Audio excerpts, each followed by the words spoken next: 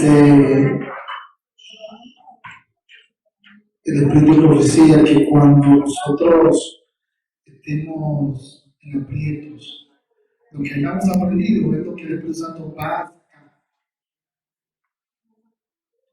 No vamos a poder defender con lo que hayamos aprendido.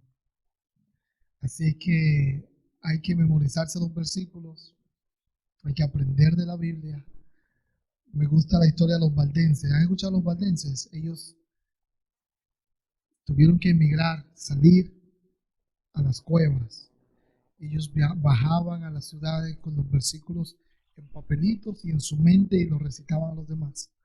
El Espíritu Santo le ayudaba. Así que es bueno estar activos con estos juegos bíblicos, teniendo la mente fresca en lo que es la palabra de Dios. Porque a veces nosotros sabemos muchas cosas. Tenía un amigo que sabía quiénes habían ganado los mundiales desde el primer mundial hasta el último. En el año tal ganó fulano, en el año tal ganó fulano, y que estuvo en la selección este y este y este. Digo yo, wow, si nosotros nos aprendiéramos la Biblia de esa manera, sería una bendición. Pero nada, vamos a tener una palabra de oración antes de abrir la palabra de Dios. Oremos. Eterno Padre, que gracias te damos por esta oportunidad que nos da de estar en tu casa de oración. Gracias te damos por la vida que tú nos has dado.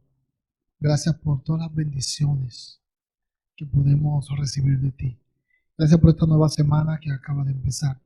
Ahora queremos abrir tu palabra y queremos que tu Santo Espíritu pues, nos dé sabiduría, que tú puedas, oh Dios, hablar a nuestra mente, a nuestro corazón a través del mensaje.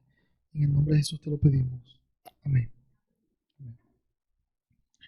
Cuando me invitaron para dar el devocional, yo le dije, Señor, ¿de qué tú quieres que hablemos? Y me llegó una historia que probablemente muchos han leído, pero quizás no se acuerdan. Y me dijeron, ponle un título. ¿Cuál es el título? Y yo dije, cuando todos huyen, ¿qué debo hacer yo?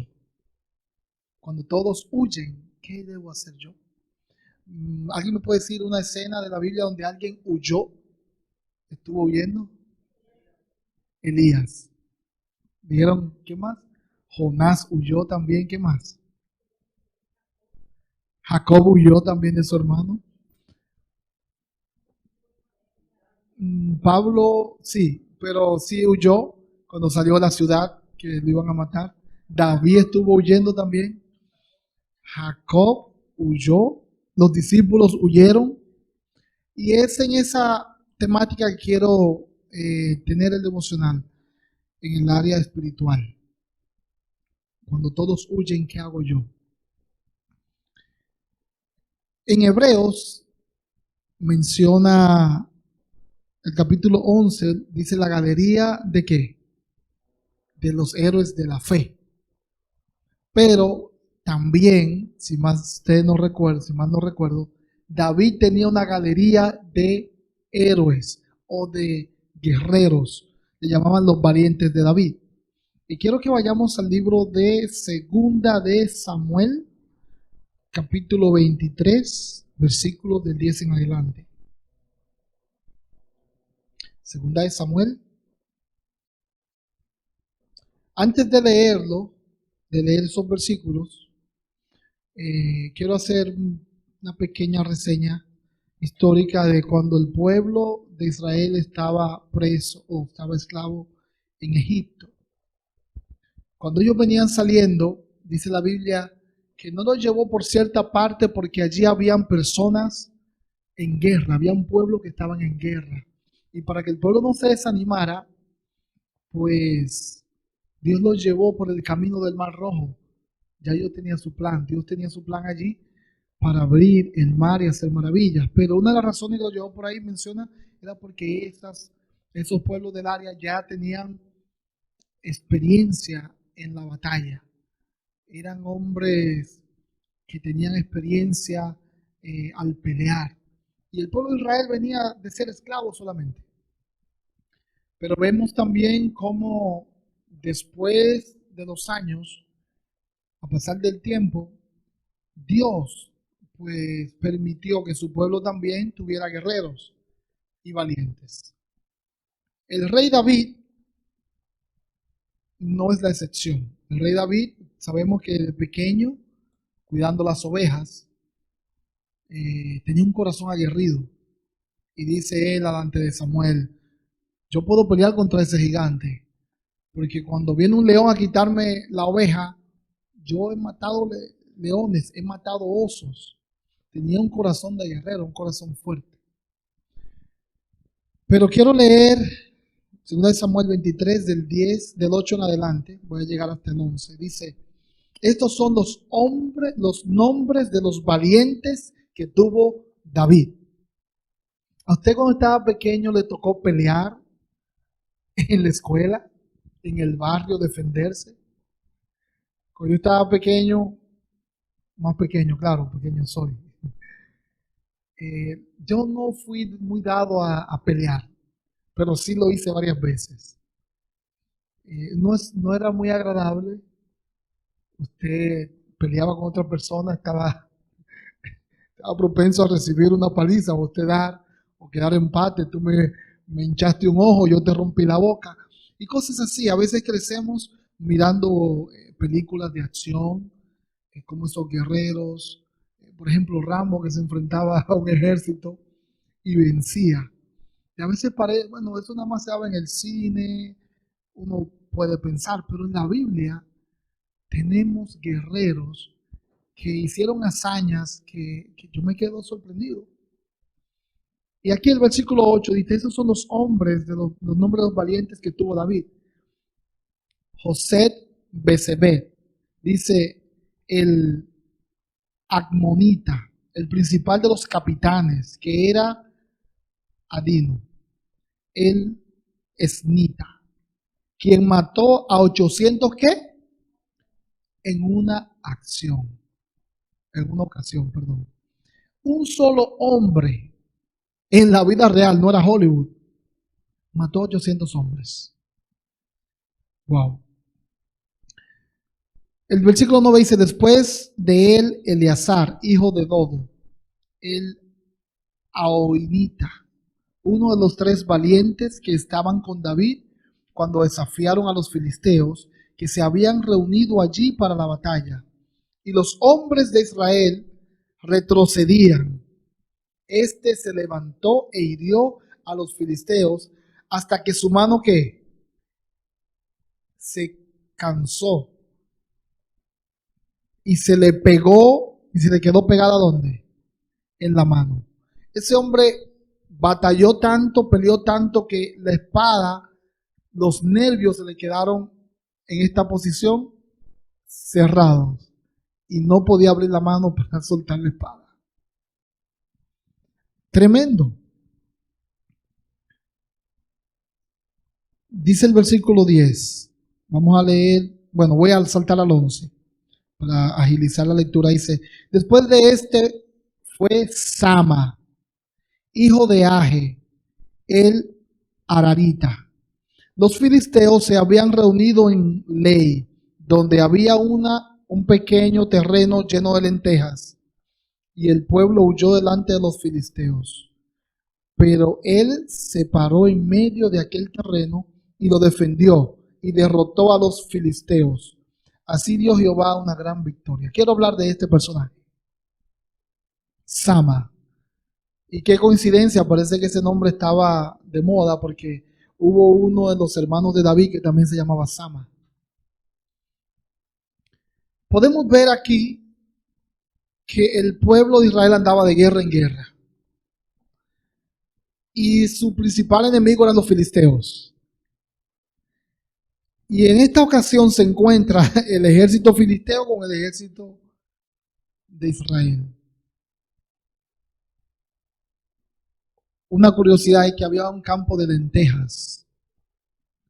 Y eso me recordó a Esaú, que por un plato de lentejas vendió su primogenitura. Por un plato de lentejas le quitó una bendición a su familia. Por un plato de lentejas deshonró su descendencia prácticamente. Dios tenía sus planes, pero él se adelantó. También Jacob se adelantó. Pero dice que allí Sama estaba en ese campo de lentejas y vio cómo el ejército de Israel salió corriendo. Ahora, ¿qué pasaba por la cabeza de Sama? Cada vez que eran atacados, ya sea cualquier pueblo, que ese pueblo salía corriendo, no ganaba la batalla y morían muchos. En esta ocasión el pueblo de Israel iba a perder la batalla porque todos salieron ¿qué? Corriendo. Y este hombre que era de los valientes de David, me imagino yo que pasó por su mente, si yo hago lo mismo, si yo salgo corriendo cuando todos salen corriendo, ¿qué va a pasar con mi familia? ¿Qué va a pasar con mi primo? ¿Qué podría pasar con mi abuelo? ¿O con mi abuela? No sé si tenía nietos, yo no creo porque quizá era un hombre joven. Y quizás pasó por su cabeza, si yo salgo corriendo como mis hermanos que están por allá, ¿qué va a pasar con mi vida? ¿Qué va a pasar con la vida del rey, por así decir? ¿Qué va a pasar con los vecinos? Pero él tomó la firme decisión de enfrentar él solo al ejército israelita. ¿Qué hacer? ¿Qué puedo hacer yo? ¿Qué hago yo cuando todos salen corriendo? Cuando llega la enfermedad que ya todo el mundo tiró la toalla en la casa. Cuando las notas no parecen las mejores para los jóvenes en la escuela y todavía hay chance de mejorarla. Cuando la economía no está buena. Todo el mundo sale corriendo. ¿Qué hago yo como hijo de Dios? ¿Me voy a quedar de brazos cruzados? Cuando la iglesia no quiere salir a la obra misionera. Cuando la presión de grupo es fuerte. A veces me pongo a pensar en José. Dice que sus hermanos salían de parranda de noche y se emborrachaban. Estaban con prostitutas y todo eso. La presión de grupo, José no lo dañó. Lo que hacemos nosotros cuando estamos en un cumpleaños que no es cristiano. Ahí están las chelitas, ahí está la carne aquella que no podemos comer. Bueno, que la Biblia dice que no se coma. Están aquellos bailes que realmente Dios no aprueba. Cuando todo el mundo le ha dado la espalda a Dios, ¿qué puedo yo hacer? ¿Cuál es mi deber? Sama para mí es un héroe, aunque no se menciona mucho en la Biblia. Sama para mí es un ejemplo a seguir. Cuando yo entregué mi vida a Jesús a los 13 años, solamente había un solo hermano que era adventista del séptimo día en mi familia. El segundo mayor era hermano de madre, o es hermano de madre mío. Pero él tuvo que ir a Cuba. Tuvo que ir a Cuba a estudiar y yo me quedé solo en la iglesia. Mi papá tomaba más alcohol que agua. Le gustaba, como dicen en México, el chupe. Mucho. Fumaba bastante. Y yo me acuerdo la primera vez que, después de bautizado, que me mandó a comprar una cajetilla de cigarrillos. Y yo con 13 añitos le dije, no, yo no voy a comprar cigarros. Mira, hijo de... Y me tiró todas esas palabras por ahí detrás. ¿Cómo que usted no va a hacer eso? Y yo, no, ya yo soy cristiano. ¿Cómo va a ser? Y le llamo a mi mamá, mira, Edita, ¿qué es lo que estos muchachos están aprendiendo? Mi mamá se llama Edita. ¿Cómo que usted no respete a su papá? Dios, sí, yo lo respeto, pero yo no voy a comprar cigarros. Yo soy cristiano. Y fue una pelea fuerte que yo tuve con mi papá. Casi me da una golpiza, pero no fui. Yo decidí ser cristiano. Y decidí seguir a Jesús. Con la comida mi mamá no entendía y hacía sus locrios, como le llaman, de carne de cerdo, arroz mezclado y todo eso. Tenía yo que irme donde mi abuela a ver qué cocinó. Porque era un reto. No conocían de Dios. Pero ¿y si yo hubiese seguido la corriente? En una ocasión hay un colegio bien famoso católico, se llama Instituto Politécnico Loyola, no sé si yo compartí esa historia con ustedes. Y cuando uno sale de la primaria, va para el bachillerato, muchos muchachos van a ese colegio porque ahí, mientras están en el bachillerato, pueden aprender oficios. Por ejemplo, salen mecánicos de automóviles, pueden ser ebanistas, pintores y todo eso. Y después que uno va para la universidad, que uno termina, puede encontrar un trabajo y ayudar a la familia y ayudarse uno con el dinerito de ese trabajo, de ese oficio. Y mi mamá me dijo, mira, mi hijo, nosotros no tenemos dinero, somos pobres, hay que pagar una mensualidad, pero vamos a hacer lo que sea necesario para que tú vayas a ese colegio.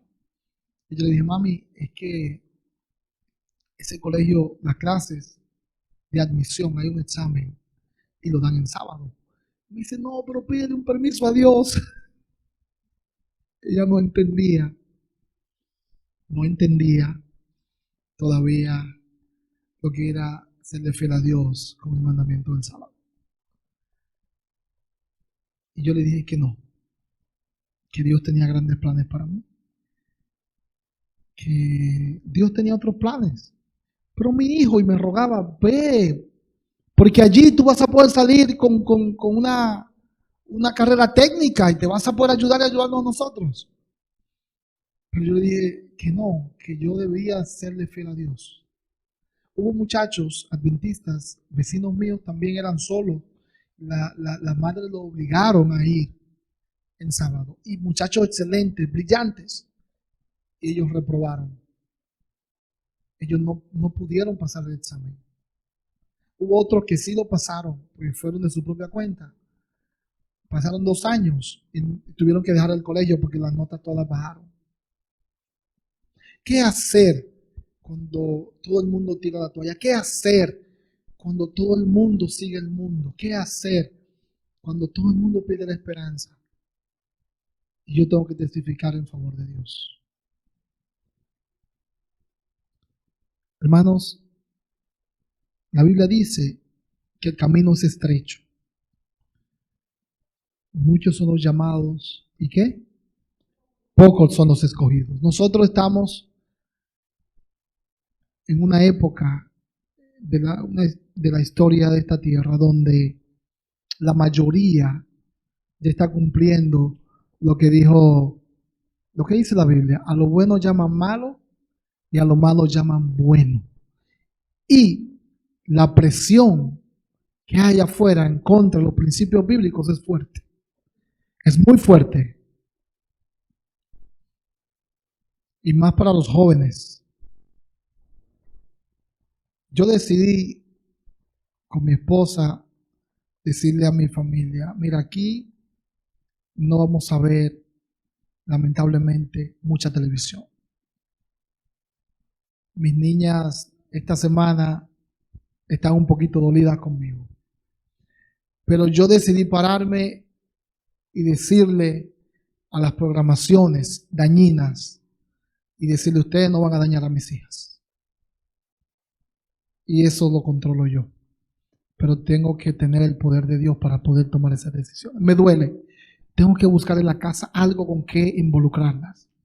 Ahora que esté el verano, las saco más afuera. Porque a veces le digo, Alicia estaba, ¿dónde aprendiste eso? A contestar de esa manera. Y cuando yo me puse a ver algunas caricaturas que yo pensaba que eran sanas, las rabietas que se hacen ahí, yo le ponía una que era sana, Caliu, el pequeño Caliu. Ay, ese chamaquito hace una rabieta en el piso terrible. Y así me hacía Cecilia, porque Alicia no estaba. Y digo yo, no, pero el Señor no quiere que nosotros tengamos ese tipo de actitud. Y me paré, hermano, mi lenteja ahí, como Sama, y dije, no, yo no voy a permitir que a mi niño le hagan daño de esa manera.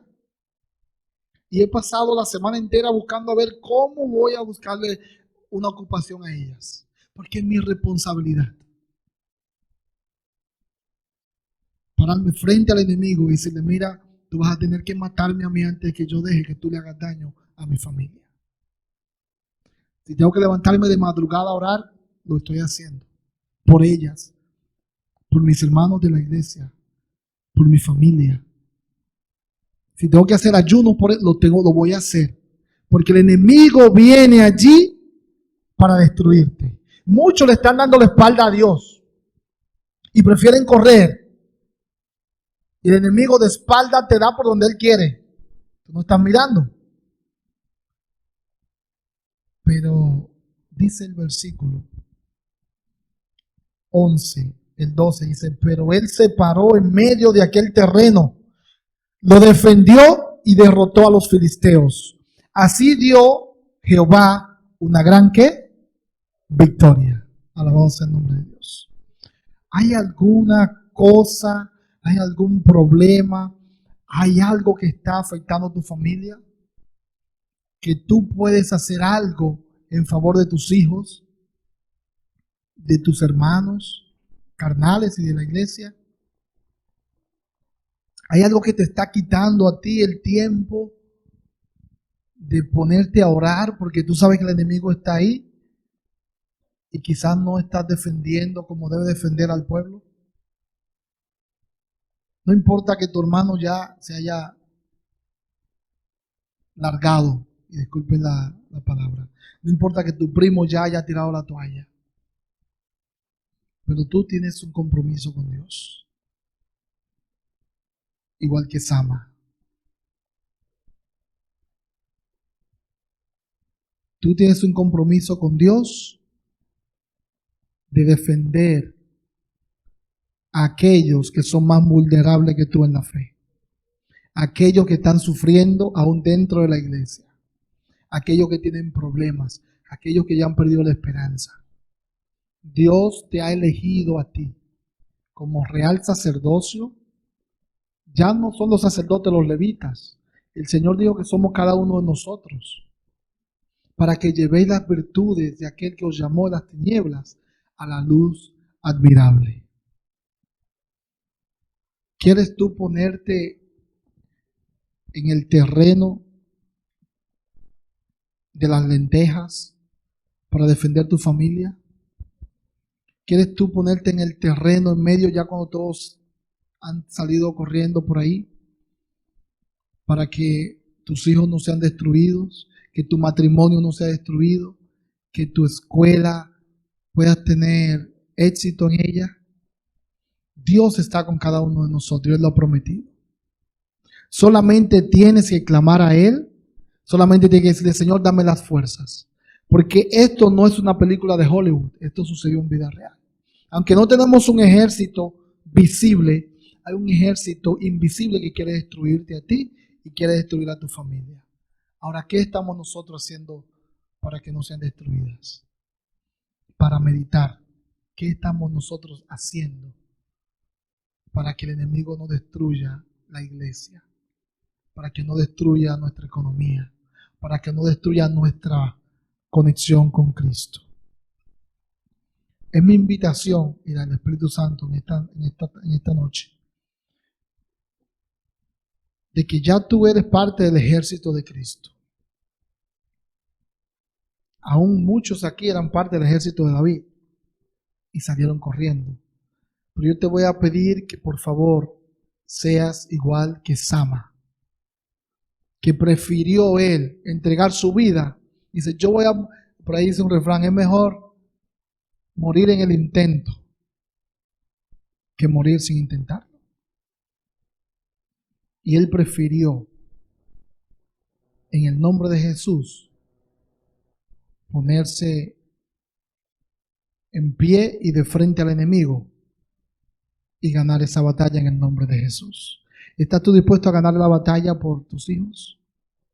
¿Quieres tú ganar la batalla por la iglesia? A pesar de los ataques que estamos recibiendo. Dios tiene un plan contigo. Dios tiene un plan con la iglesia. Dios tiene un plan con cada joven aquí presente, con cada adulto. Si ese es tu deseo de que Dios te use aun cuando otros ya están dando la espalda, cuando todos se van, ¿qué debo hacer yo?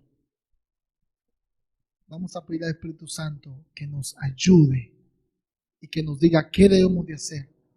Porque aunque otros corran, yo quiero estar de frente en la batalla por Cristo Jesús.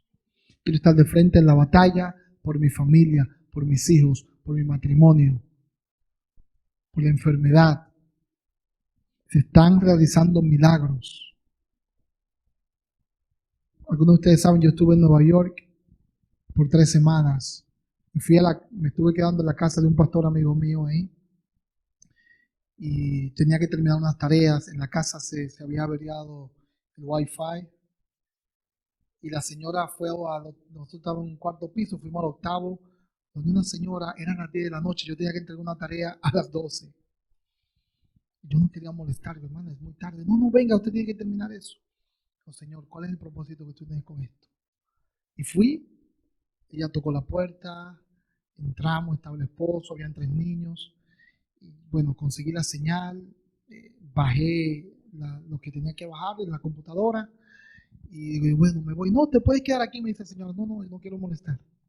Pero noté que estaban hablando, en lo que yo bajaba algunas informaciones. La esposa del pastor y la dueña de la casa estaban hablando. Había un niñito que tenía un acceso aquí, parece que le picó algo y tenía una llaga ya con pus grande. Y digo yo, bueno, estaba feito, el niño estaba así todo hinchado. Y yo le di las gracias por el internet y por todo, pero el Espíritu Santo me dijo, ora por el niño.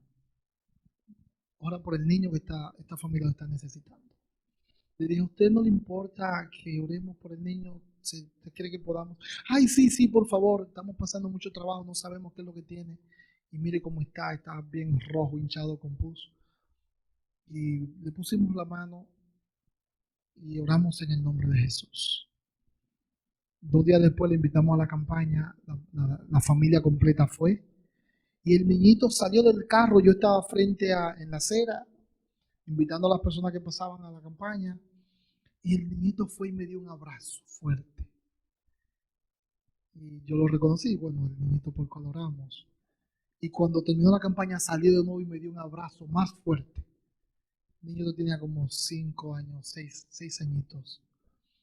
Y me dice la mamá, muchas gracias por la oración. El niño se sanó. Sin tener que ponerle mucho antibiótico ni nada, Dios hizo un milagro. Y el niño en serio estaba sano completamente.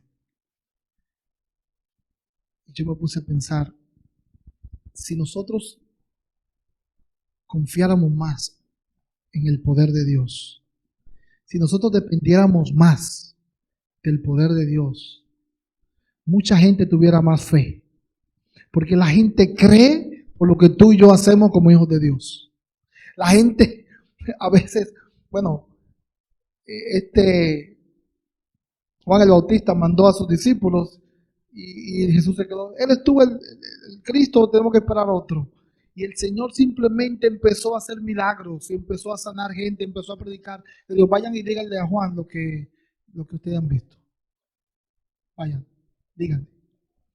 La gente va a ver a Cristo en nosotros, a la medida que nosotros nos dejemos usar del Espíritu Santo.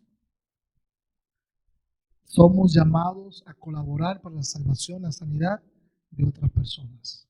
¿Estás tú dispuesto a ponerte en la mano del Señor para que seas ese instrumento de sanidad, de salvación para otros? Ya no voy a seguir hablando más. Vamos a ponernos de pie si ese es tu deseo.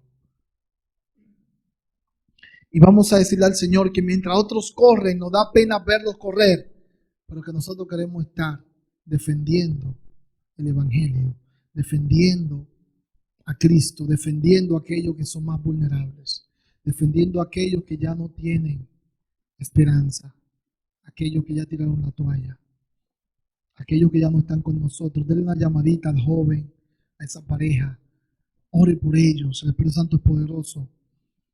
Mientras ellos corren, Dios te ha comisionado a ti, te ha elegido para que te pares enfrente del enemigo y le digas que no, que mientras tú estés ahí de pie, va a haber esperanza de salvación en Cristo Jesús. Oremos.